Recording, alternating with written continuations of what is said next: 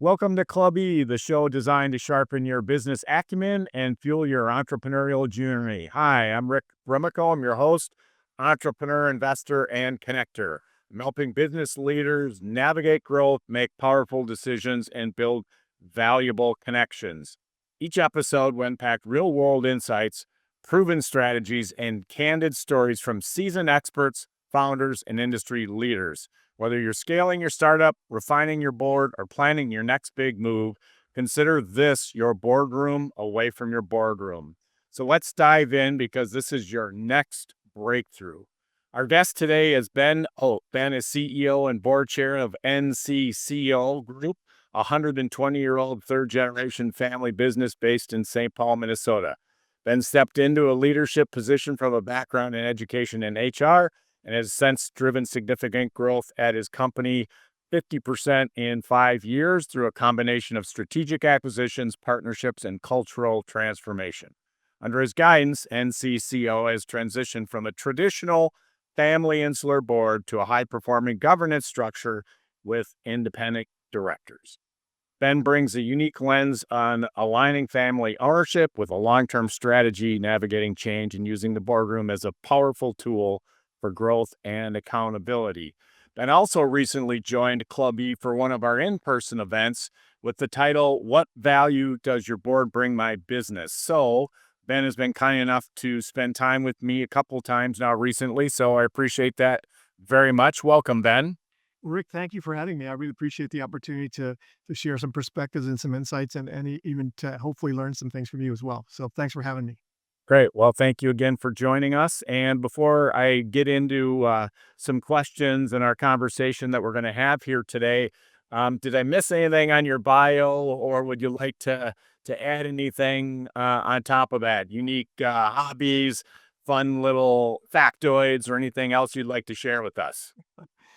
Uh well, I'm a proud father of three children, and they are all in their late 30s, late 20s, early 30s. We recently went on a 3-week adventure to South Africa. We spent 3 weeks. My kids were able to be with us for 2 weeks, them and their partner. So it was a great opportunity for us to kind of come together as a family in a way that's unique and different with their partners as part of the family. So we had a great time. It was really fun. And if you have time, I'll show pictures later. Okay. All right. Well, that sounds good. And me, maybe more than anybody, can appreciate that. I have four children myself. My oldest is 30. The others are in their 20s. And so just having the 2 weeks with them, no matter where you are, uh, is valuable and a wonderful experience for you. But going to Africa makes it even more special. I guess I have to ask, what's maybe the highlight on 100 highlights? What maybe stood out the most for you? Well, for me, the cool thing was that my kids and their partners found ways to connect in Cape Town that I would not have anticipated. My son's boyfriend is a DJ, and he connected with some folks who have a they have a bar that they run, and he had a gig from midnight to 2 o'clock one night that we went to this big mosh pit, and it was pretty fun, and that was really fun to see him connect. And another my future son-in-law, he's a stand-up comedian, and he actually got a gig in South Africa, in Cape Town as well. So they were able to connect in ways that I would not have been able to do as part of that. So it was really fun to see them and see them in their element in a very different setting and environment, and it was really cool to see that. So Yeah, that sounds great, and sounds like you're a neat family, and look forward to hearing more about that. I always appreciate the family systems that other people build, and understand how challenging that is in the world we're in. And you obviously have done a good job navigating that. yeah, well, thanks. Yeah, and that's not even to mention all. I could show you the pictures of the giraffes and the hippopotamus and all the rest of the cool things that we saw. But it was fun to see our kids interact and how they work together in a very different way. So it was fun to see that. So, taking that as a jumping off point to talking about boards, which one is more difficult, managing the kids or managing a board? When I think managing the kids, because I have no control over. for what they do. With the board, I have some modicum of sense of control of that, but no, dealing with my board has been great, and to me, that's not that's not it's not a mistake that happens. That we worked hard to build it like that. So All right, great. Well, I look forward to again exploring it further with you here. yeah, Hey, I got 4 or 5 subject areas that I'd like to cover. The first one, speaking of control and your kids and your board, let's talk a little bit about losing control as an executive, governance versus management. Some founders hesitate to build a board because they're used to running solo, doing their own thing, and worry a little bit about losing control. How can founders shift their mindset from control to healthy governance versus management? And what specific benefits come from making that transition? And I'm sure it wasn't easy for you going from the tightly knit family business to something that had quote unquote outsiders involved. yeah, that's a really good question. So, and I would say that my father, who didn't start the company, but in many ways was really kind of pivotal in helping the business grow from the late '80s up until till I took over in the mid early 2000s, and but he was the face of the company, and I think his concern was he did not want to have other people telling him what to do. So our boards were made up at that time were always, other owners or employees of the company.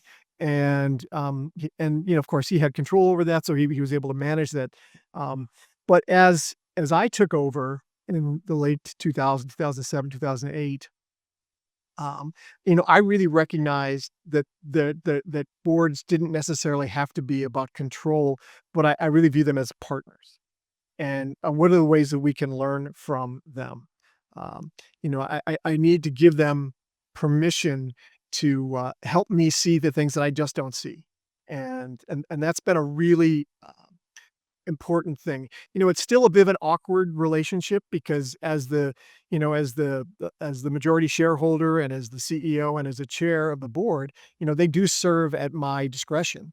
But at the same time, I really want to give them the opportunity and the permission to tell me where are the things I'm not getting, or what might I be missing, and their perspectives have been really helpful. The other part of it too that I really wanted as I took over was, to create some accountability, for myself, and it's not just to myself, but it's also to my siblings and the other shareholders, that so that they know that that I'm not just running this on my own, but there is actually some guidance and governance around that. So they're the ones that do the annual review of my performance. We developed some 360 feedback that I get regularly. And so there is this accountability part that's been really, really helpful as part of that. So I don't view it as a loss of control. I view it more as partnership and connections. So Great, great. What has surprised you the most about bringing in an outside board? Again, you didn't have that experience before. The company hadn't done that before. What have you found the most surprising about doing that? well, I think the surprise has been for me. I think the surprise has been the engagement and their commitment to our success. I'll give you an example. So one of the independent board members who's part of it had been the CFO of the company, and really smart, intelligent, and really had been instrumental in helping the business grow. Um, but in this role as the board member, he takes on a very different perspective now.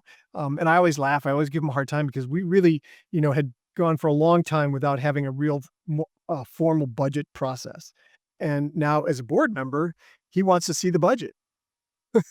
Okay. And not only that, he wants to see the cash flow projections.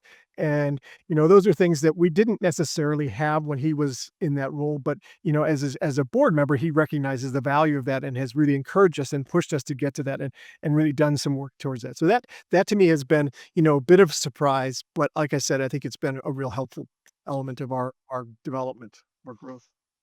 So let's take that and go a little bit further as I explored another area, that being major decision making, risk management.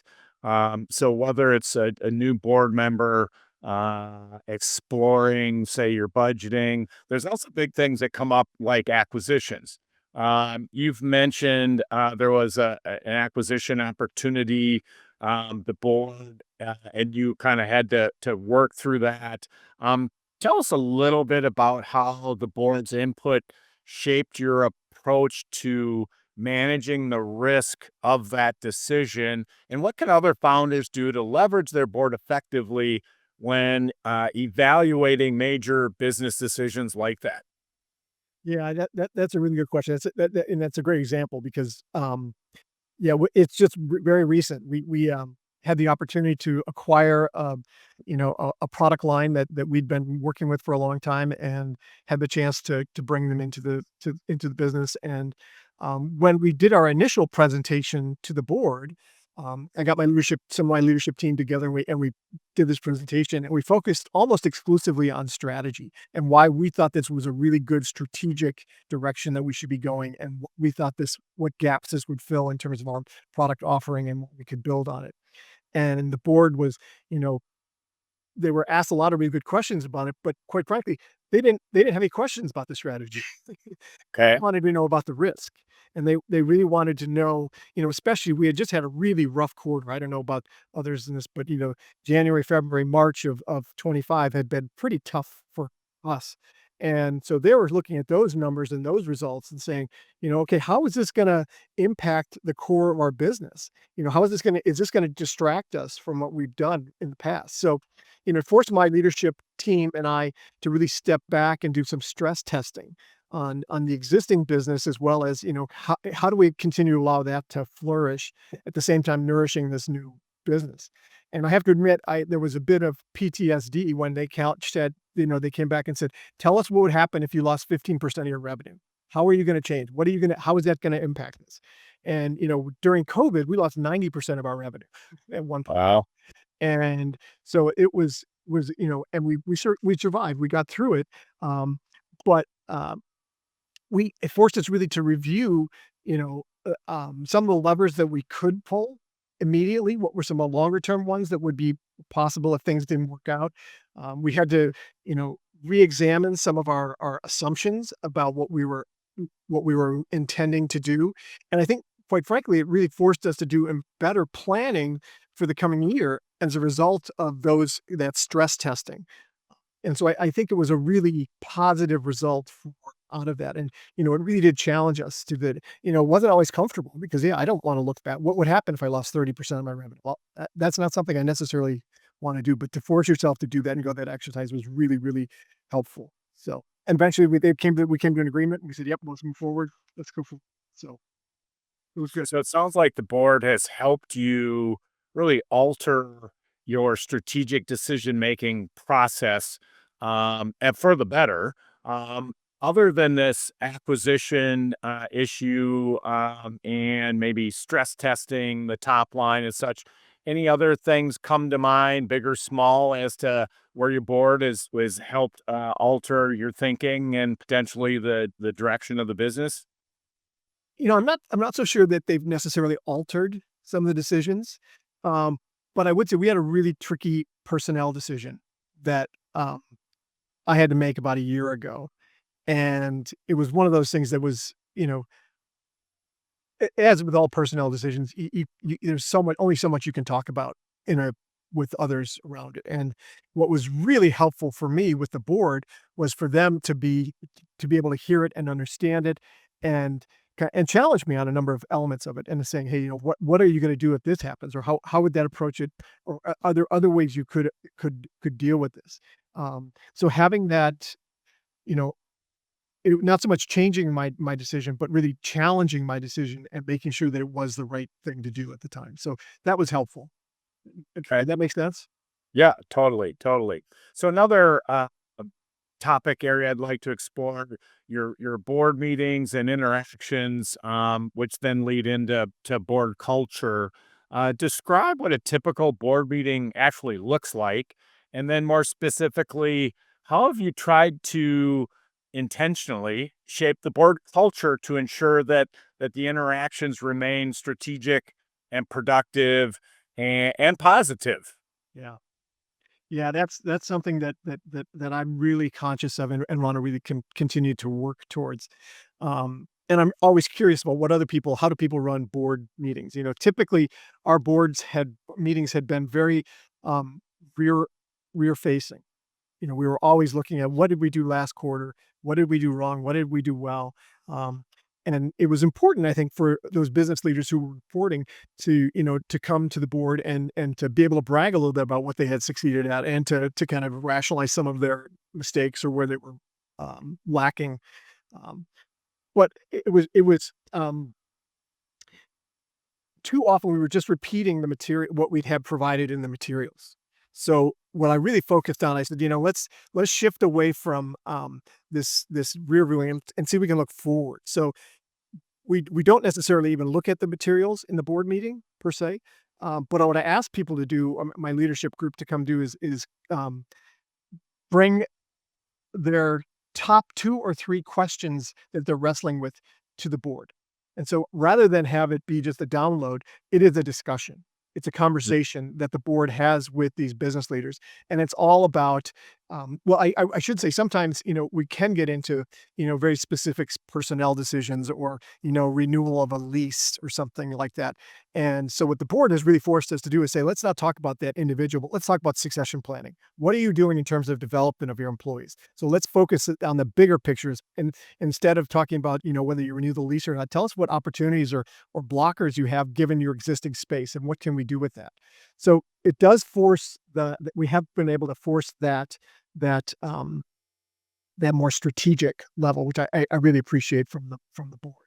Um, uh, the other thing that we've done that I think was really helpful, one of our boards suggested that, we have kind of a rhythm for the year with, one time is budget, one time is strategy, one time is succession. And then the fourth time of the year is kind of a little bit open-ended. But it's during those other times that we're able to bring in somebody to do a deep dive. So I'll bring in somebody who's working on a new product initiative, and he or she will present to the board his or her vision of where they see this is going to go. I brought in my chief revenue officer to lay out his vision for how he wants to build his revenue generating team. My chief technology officer came and spoke a lot about how he perceives the role of the CTO relative to the infrastructure and what he needs to do to develop that. Um, and even my HR officer, she came in and she talked a lot about succession, next steps, and who's kind of in the pipeline to kind of continue to develop their leadership skills. And this putting them in that place really allows the board to see who these new leaders and these people who are coming in can how they can effectively manage or what they can do differently. They also it raises the bar in terms of the kind of quality of work that they do. So, we don't have committees, uh, but we do have an executive session at each board member where it's just me and the board. And at that time is when we talk about, things like succession and divestment and some other more touchy subjects. Uh, but it also gives me a chance then to get their perspective on what did you think of my CRO's presentation? What did you think of, what are the things he needs to work on? So those are really helpful things around it. And I would say that we continue to evolve our process. We do 3 of the 4 board meetings we do virtually. So there's it's a Zoom, but the 4th one is in person. And before that, we're going out to dinner the night before, and we're going to bring people together and it's going to be much more of a conversation in that context than when we're trying to do it on Zoom. So does that help? Does that make sense? Absolutely. And I agree with you 100% about forward looking in the board meetings versus rear view mirror. And I have that conversation often with various board chairs that I'm involved in. So agree with you 100% on that. What about outside of the board meetings? How often do you engage with your board meetings on an informal basis? And what are the kinds of issues that warrant that engagement? I always feel like I add the most value as a board member when I'm in more contact with the CEO, not less. So, talk a little bit about that outside the board meeting interaction that you have with your board members. Yeah, that is important, I think, to have that discussion, or that 'cause that one day or whatever every quarter is not enough to really get the business, understand the business. So, um, I reach out to my board members, at least once a quarter, and it's often, right before the board meeting. So I'll have a half hour, 45-minute conversation with them, about kind of what to expect at the board meeting, but also to talk about some other issues that may be coming up around it. Um, and I would, when we were doing this acquisition, I was having conversations with the board kind of prior to even kind of the formal discussions that we'd had at the board, formal presentations, I should say, at the board at a board meeting. Um, so those are helpful, and I think they do appreciate that kind of informal discussion. The other thing I've done is given permission to, or encouragement to, my leadership team when they're wrestling with a very specific challenge. For example, one of my CRO is wrestling with kind of developing a digital sales strategy, and one of our board members runs a digital company. And so he's had a number of conversations with her to very specifically lay out kind of what, or to really pick her brain on what he could bring to that. That's been really helpful. I have one of my board members. He had run a label manufacturing company, and we had a label plant in Dallas. And as part of that, my GM at our label plant in Dallas was able to pick Charlie's brain around some of those very specific questions about what it takes to run a label plant. So those have been very helpful. Yep, I couldn't agree more that those outside the boardroom conversations or calls are super valuable and can contribute in ways that we're not going to see around the board meeting. You don't have the time to dive into a topic, or maybe people don't want to share certain things, or whatever. So that outside communication, very valuable. So you as CEO of your business, looking to grow the company, looking to create shareholder value for you, the other family members, the other board, the other shareholders. Me at my company's trying to create shareholder value. We're both in the game, and ultimately that's how we're going to get measured. Shifting gear to another topic area about metrics and trying to measure effectiveness, and how uh, corporate board governance fit into that. How do you try to track your board's effectiveness? How do you measure success in terms of the board and corporate governance? And what kind of metrics, if any, or business signals do you look at when you're trying to see how the board is doing, and whether or not the board is productive, effective, and improving over time? Yeah, this is something that we're wrestling with. Thanks for this question, because this is one of my goals for this fiscal year, is to really look at how can we not only make the board more effective, but how do we measure that? How do we address that? And I, I would be really lying if I said we had any specific metrics, right? Because we don't. Uh, I'm interested in kind of how others have done this. So I'm really curious to see what you learned from others around this. I'd be really interested. But one of the things I am really interested in, or I think is important, is to ask the board themselves what's their sense of their effectiveness. Kind of this board survey concept. How do we do in this meeting, or how do we do with this um, perspective? And it was interesting, after we made this decision, or once they approved this decision on the acquisition, we had a or not a long, a short conversation afterwards saying, "Hey, let's review this process." And the board was pretty straightforward, saying, "And you guys get a C for getting us to this in terms of the financials. You didn't have that ready until that, but we'll give you a B plus on the strategy," and really kind of challenging us around that. So I want to challenge them and say, okay, how effective were you in measuring, or at least providing impact, or providing input in terms of those decisions? So I think that'll be a helpful conversation. Um, um, so the board survey is something I'm interested in really implementing as part of that. Um, and others are doing to make that helpful. Yeah. Yeah, it's a tough area. certainly a little bit ambiguous and tough to nail down. Mhm. I think you touched on one of the great ways to look at it is a board survey. A number of the boards I've been on have used those surveys well to try to figure out, hey, are we heading in the right direction? Are we not? Where can they improve? Things like that. Also, I had board surveys around what kind of gaps we think we're missing at the board level, so direction. And we'll get to that in our next question about recruiting outside directors, but getting some feedback from the board as to where they perceive the gaps to be. Another thing, I don't know if you're familiar with EOS, Entrepreneurial Operating System, Yep. but some of the companies actually rate the meetings. You talked about that a little bit.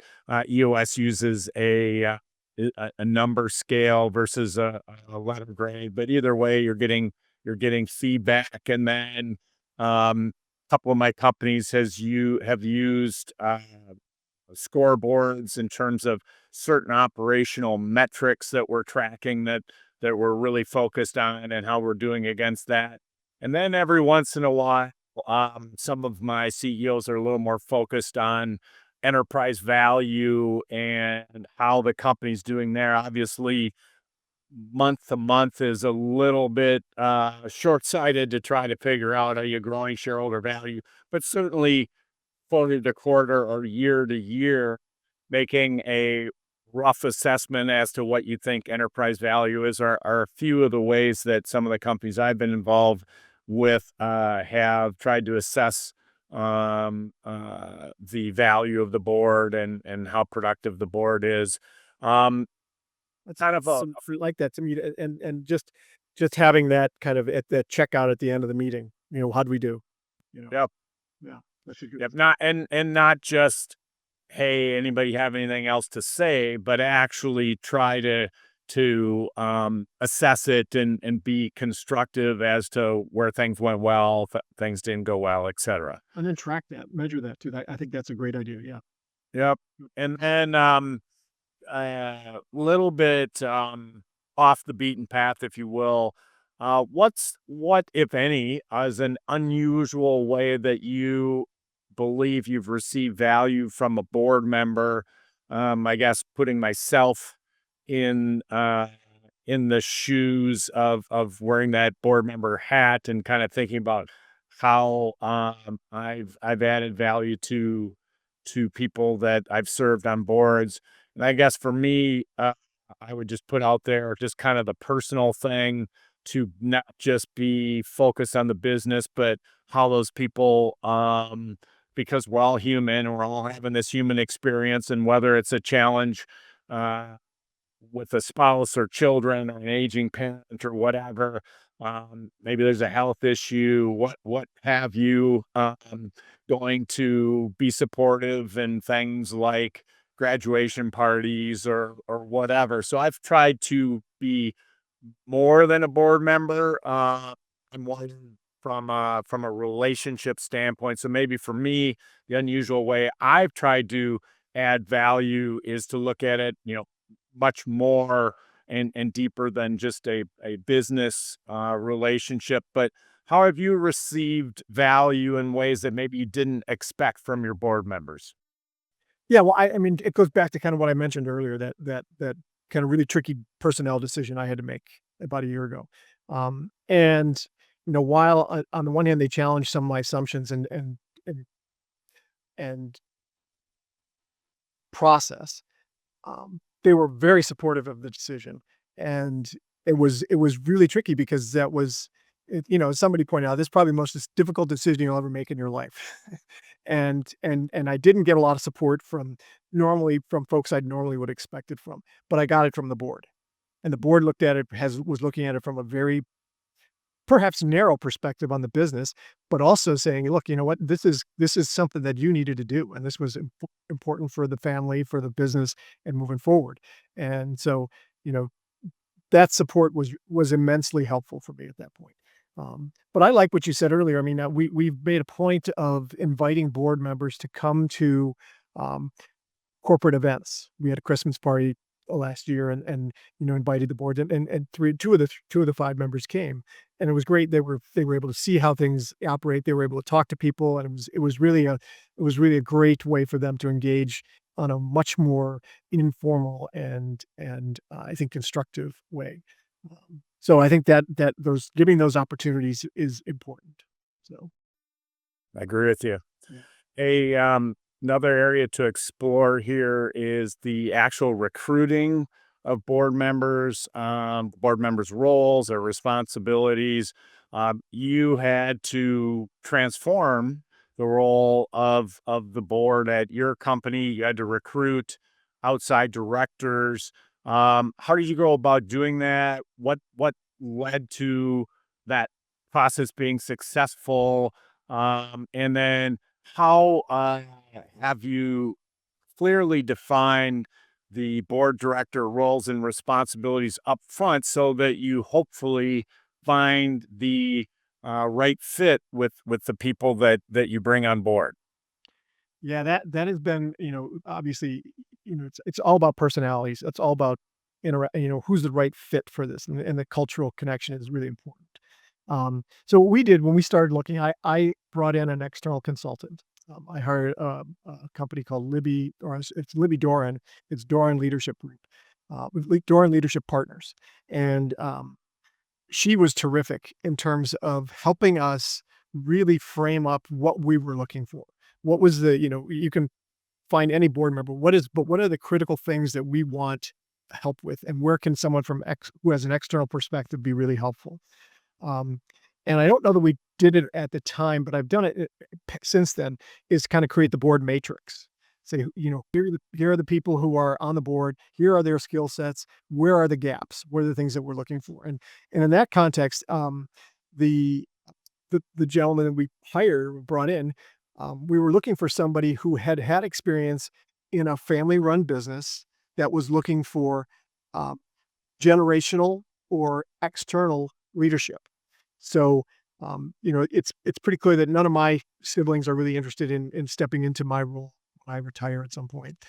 But so we knew that we wanted to bring somebody from external to be the next leader. And so it'd be really important to have somebody who's done that, or at least understands that, as part of our. So when we were hiring and we're looking for that, Libby identified 3 or 4 people who had similar situations, and we interviewed them, and we brought in this one gentleman, and he's done a great job of that. And he, uh, he actually had some industry experience, which was a bonus, but it was more that generational transition that was really helpful. And then, so, like any good consultant, she really taught us how to do this. We didn't, and so I didn't feel like we needed her for when we went to the next. So we created a similar matrix and said, okay, what are we looking for? And we were identifying the fact that we're really moving into this more digital space. And so we put together a job description. We put together kind of a framework for what we were looking for. And we were pretty careful about, it's probably a 5 or 6 page document that we developed that had, expectations and responsibilities, as well as, what were some of the skill sets we were looking for. And, my HR team worked on it, kind of using some of the things that we had learned from Libby to put this together. And then we interviewed probably interviewed 10 different people. We posted it on the Private Directors Association job board, and I got probably 150 resumes, and we wound up interviewing about 10 of them. And I had closer interviews with 3, and actually included other shareholders. Obviously, they vote on the board, so I wanted them to meet these people. And we interviewed 3 people, and we hired this woman who had run a digital company and sold it. And so she has a lot of experience around just even how digital companies operate differently from a more analog or paper-based products that we have. So having that matrix was really helpful, and having that kind of that discipline to go through it and really be careful about what we are looking for and what we're not looking for. So that was great. How about using your board, um, whether it's on the front end, hiring the person or bringing in the person you think's the best fit, or um, managing the board once they're in place to help you balance kind of the difference between the short-term pressures, the short-term operational goals you might have versus a longer-term vision, shareholder value, and trying to balance those two things because that is not easy. Yeah. So how can your board help you do that, and how have you used your board in that manner? Oh, that's a really good thing. I hadn't necessarily thought about that, but I can tell you that when we brought on this new board member, and again, I think anyone who comes into it has all of a sudden has a very different set of understanding expectations around. So they're looking at this our business very differently than we were, and she challenged us. She said, kind of what's the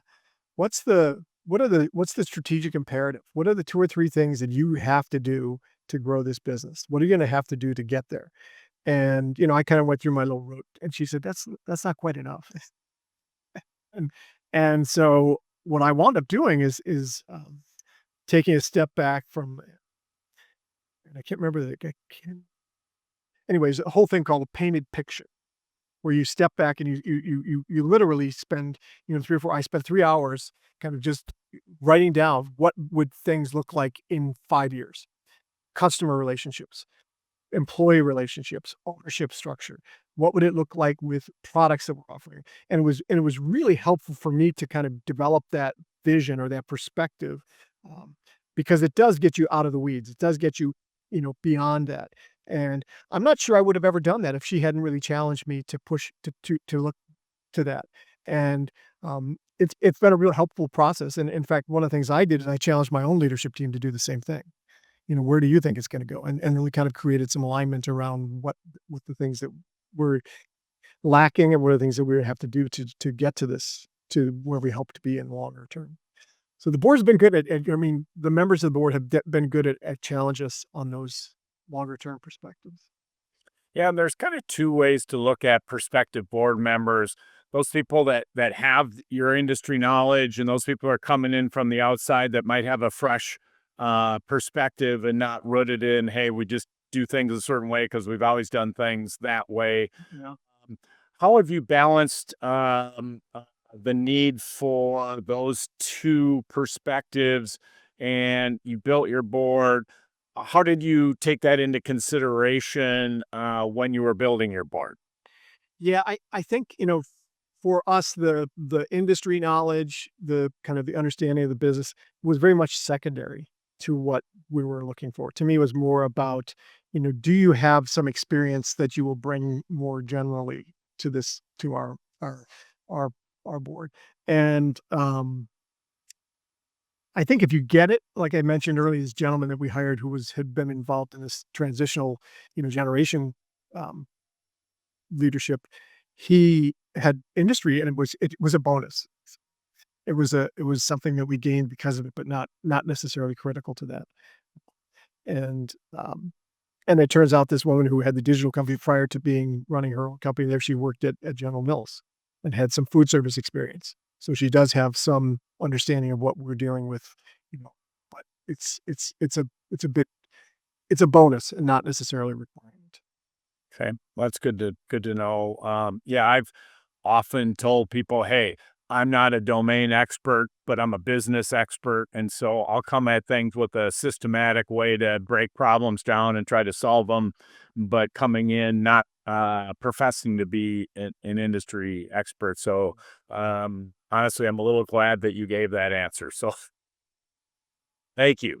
Say, you had to build this board with a different way of constructing it compared to looking backward at your company. If you were to give one piece of advice to a CEO, either forming a board for the first time or maybe refreshing their board, what would that be?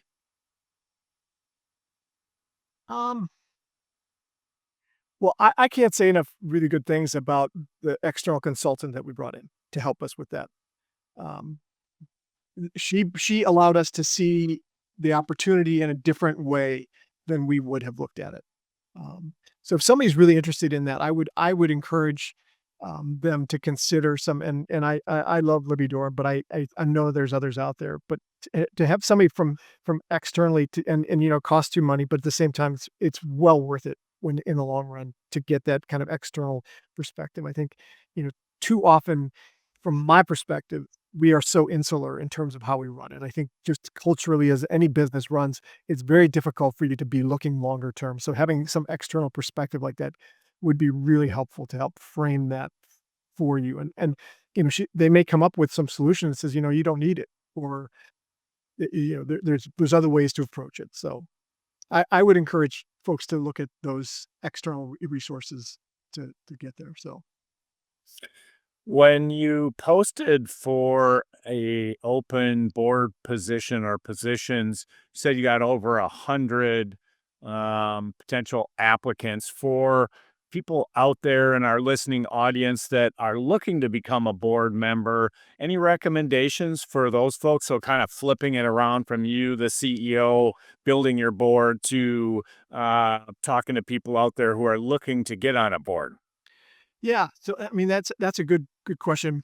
And I think I think it may have a different perspective for whoever you're dealing with, but like I said, we spent a lot of time putting together this job description and the understanding of the expectations of the role. And one of the things that was pretty much a disqualifier to me when someone would send in their resume without really reflecting on what we were looking for, or sending some kind of personal note around how he or she might be able to add value to this. So kind of that blanket just response was very off-putting for me. I was very impressed with people who did take the time to look at that, and go to our website, talk to customers, talk to people that they might about the company and what they and to me that was really impressive to have that kind of level of interest that someone shows in that. And then quite frankly, the other thing too is that if you are a board member, I would not be afraid to reach out and have conversations with CEOs without any expectation for for a board position or board seat. Just say, hey, tell me about, I saw you, I heard this, or I saw you were hiring. I'd love to talk to you about it at some point. Can I buy you a cup of coffee? Yeah. So I think those, make sure you show interest and understand it, and then also kind of having a willingness to to engage more directly. So Yeah, that is great advice, and I appreciate you sharing that. And I know that is going to resonate with our listening audience. So thank you very much for sharing that. Very valuable. All right, so as we wrap up here, kind of two things. Any last items you'd like to share that maybe I didn't ask? And number two, what would you like the listening audience to take with them from today's session? yeah, I think you started at the beginning, and this whole notion about the perception of a board is there to control. And I think that if you enter this with that mindset, it's probably not the right solution.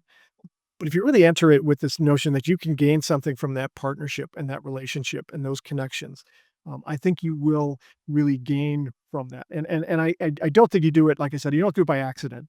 This is a process that you really have to work towards to get there.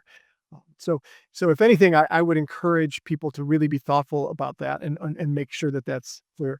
And then in terms of takeaways, uh, that notion about being very clear on what it is you want from your board. Like I said, our we had a whole 5 or 6 page document that defined what we were looking for. Uh, And maybe you don't need 5 pages, but you should at least have a board matrix. And yeah, What are who are the people on here, and what are the skills I'm looking for? And what don't I have?